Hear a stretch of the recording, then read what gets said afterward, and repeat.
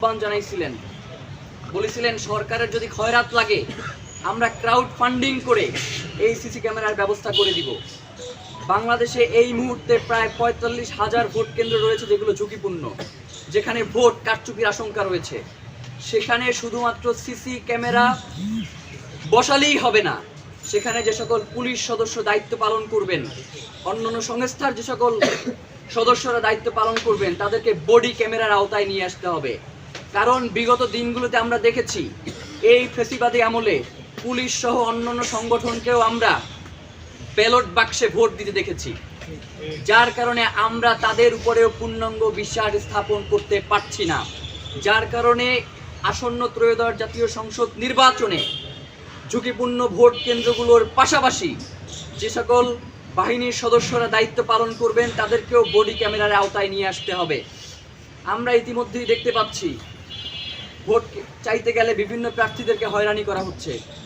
তাদেরকে বলা হচ্ছে তোমার বয়স কত, তুমি এখনই ভোট চাইতে আসছো কেন?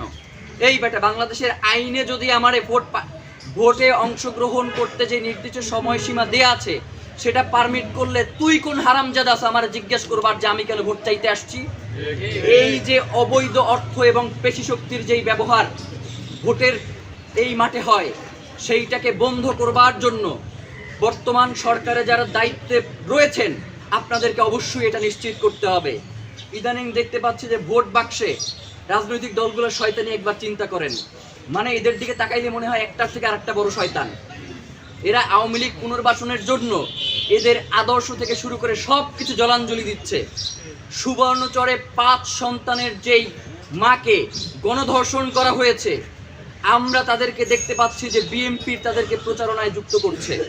আবার জামাতের প্রার্থীদেরকে দেখতে পাচ্ছি, জামাতের নেতা আব্দুল্লাহ মোহাম্মদ আবু তাহের, তার নির্বাচনী প্রচারণায় আমরা দেখতে পাচ্ছি যে আওয়ামী লীগের একজন লোক যার নাম হচ্ছে সালাউদ্দিন আহমেদ মজুমদার, তাকে আমরা দেখতে পাচ্ছি তার পক্ষে গিয়ে দোয়া চাইতেছে। এই ধরনের শয়তানি যারা করবে, সে জামাত হোক, সে বিএনপি হোক, সে আমার বাপ হোক, তার বিপক্ষে আমাদেরকে দাঁড়াইতে পারতে হবে। প্রিয় ভাইয়েরা,